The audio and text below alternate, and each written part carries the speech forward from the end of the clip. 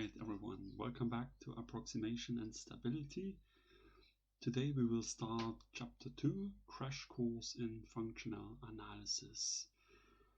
This is probably the largest chapter of the whole course. It's going to take us through the next 4 weeks, I guess. And this is because you need to know your tools before you can really work with them. And this is where we get to know them. Before we start into this, let's quickly recall and possibly motivate what's coming next. So last week we spoke about replacing infinite dimensional linear problems by a sequence of finite dimensional linear problems. You can see this here. So we have this equation AX equals B, where think of it as an infinite matrix A is approximated by a sequence of maybe finite matrices AN, and at the same time the right hand side B is approximated by a sequence of maybe finite dimensional vectors Bn, and by doing so we hope that the new equation ANxn equals Bn still has solutions xn, and that they converge in whatever sense to the right solution, the one we're actually looking for, x of the complicated and infinite dimensional problem. If you listened carefully or closely, you have realized that the key property here is convergence. We need convergence of operators, convergence of vectors, convergence of whatever elements of linear spaces, Banach spaces, whatever complicated things.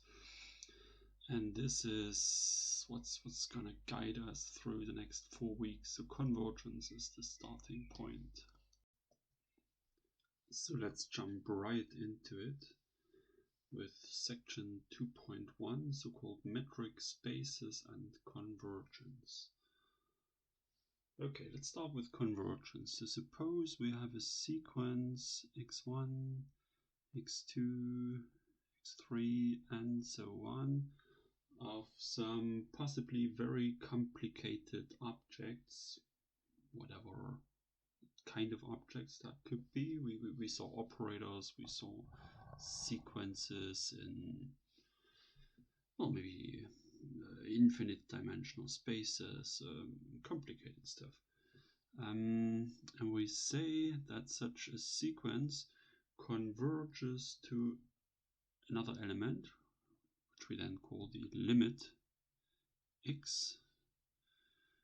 This is the sequence, and this is the so-called limit. And we write xn converges to x if the distance of xn to x goes to 0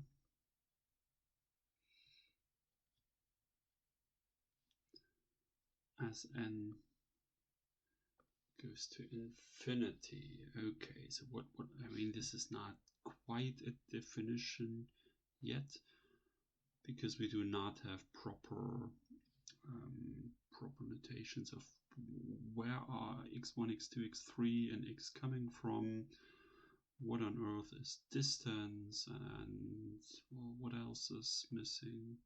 Yeah, that's about it. Okay, so let's do these step by step. So distance is obviously an important thing here, so we have to deal with that. And this distance of two things, xn and x, of two objects, will be a real number. So this will be an element of the real numbers. And this 0 here is obviously also a real number. So this goes to is convergence in the set of real numbers, right? So this is convergence in the set of real numbers. So we are assuming that you remember this from your Analysis 1 course, but of course we will also recall this quite soon.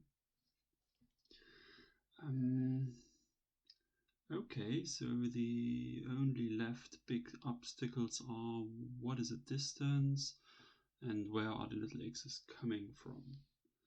So we need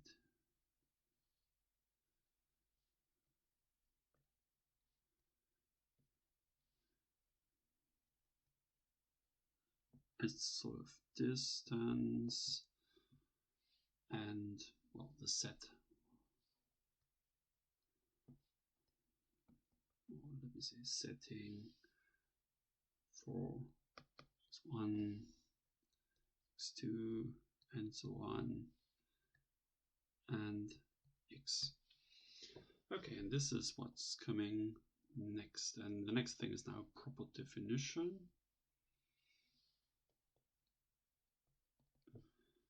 For this definition, we start with a set which is now capital X, and we're not making, well, I was going to say not making any assumptions. That's almost true. So this is some set, but not the empty set. That would be just too boring. Let's exclude that from the very beginning. It's not the empty set, but otherwise anything is possible. Then D, and I'm coming to this in a second, is called a distance function.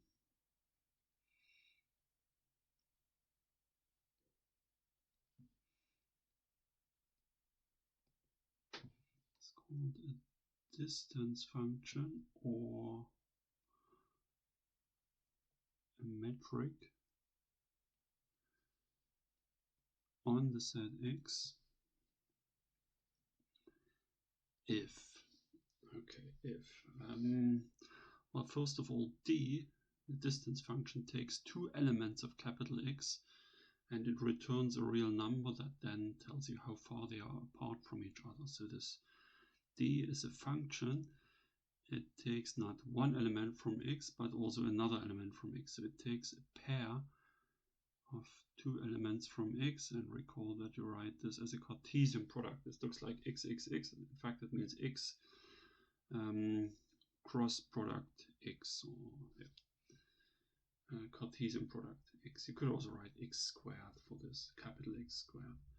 And it maps into the real numbers because the result of that distance function is a real number telling you how far they are from each other.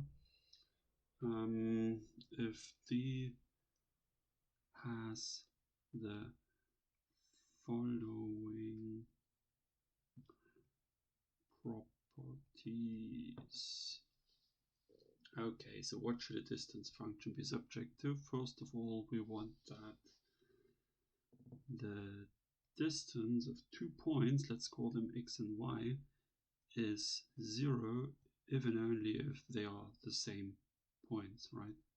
That sounds quite sensible. The distance is 0 if they are equal, and if the distance is 0, then they are equal. Second property, the distance of the points x and y is the same as the distance of the points y and x. So for our distance function, it doesn't matter whether we look from x to y or from y to x. Let's name these properties because that makes it easier to refer to them. And this one is called, for obvious reasons, a symmetry, or it's a symmetric function. The first one is called definiteness, or a definite function.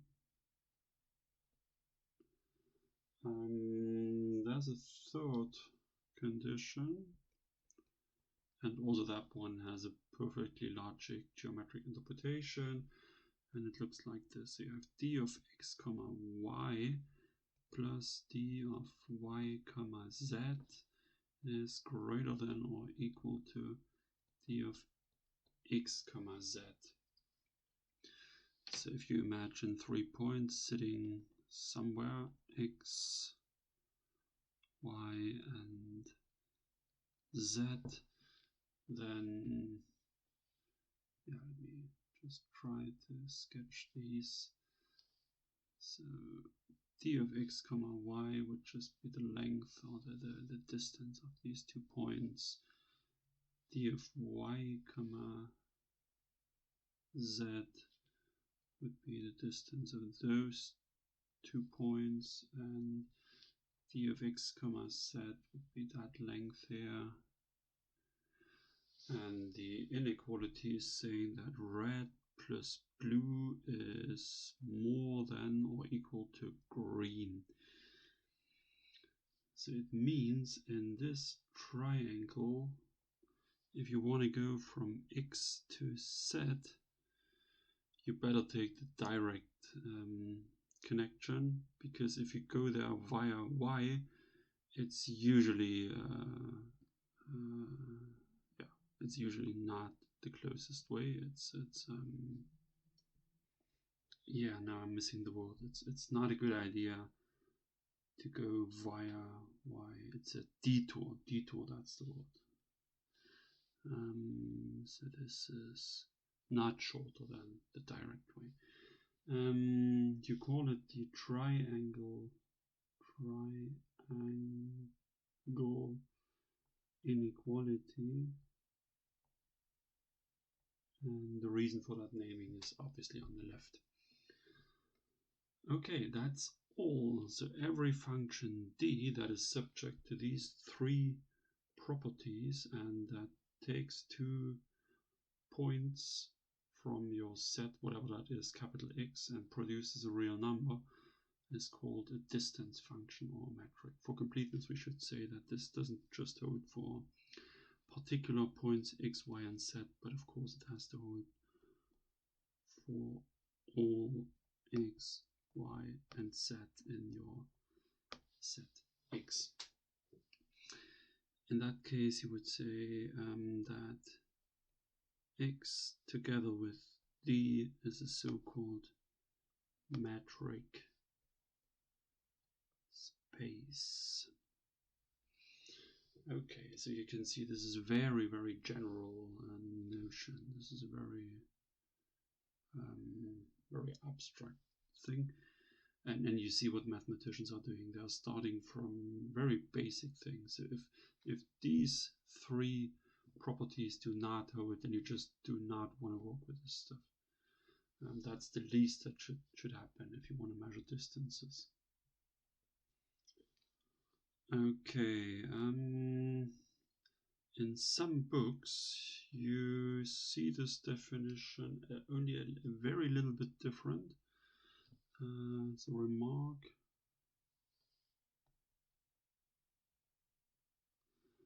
Let me write down property 4, d of x comma y greater than or equal to 0 for all x and y in x. This is sometimes also part of the conditions. You could just squeeze that into up here. You could say this maps to R plus, which is your notation maybe for the non-negative real numbers or so.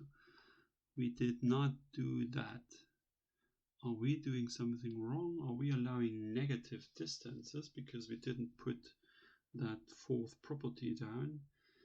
I don't think so. I think we are the clever ones here, because actually this property 4 already follows from 1, 2, 3. So it's absolutely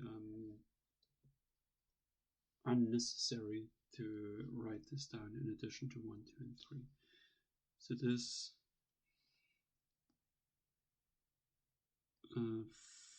follows from 1, 2,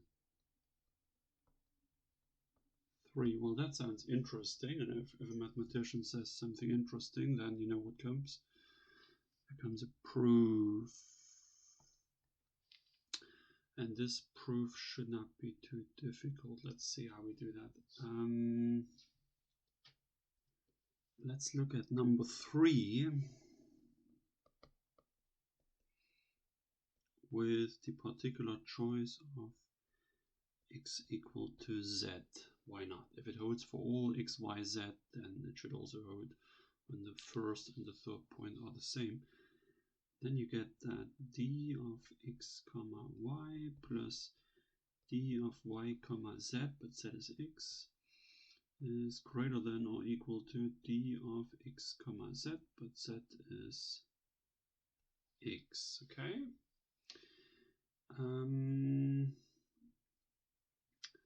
The last one is 0 by condition 1. Can you see that? If the 2 points are equal, then the distance is 0. And this here is d of x comma y by condition 2, symmetry.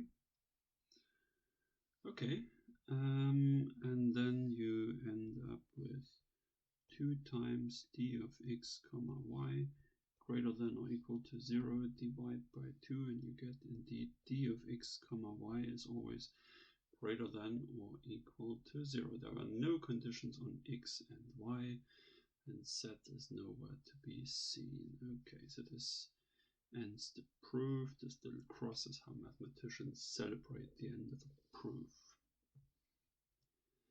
Okay, again, why is it so important to keep definitions minimal, to keep definitions as small as you can? Well, because for particular examples, you always have to check whether or not they are subject to the definition. And if you have 4 properties, then that's just one more to check than 3 properties. And if it turns out that you do not need to check the 4th property because it always follows from the first 3, then you'd be the stupid one if you always check property 4. So we are not stupid anymore. We have this proof here.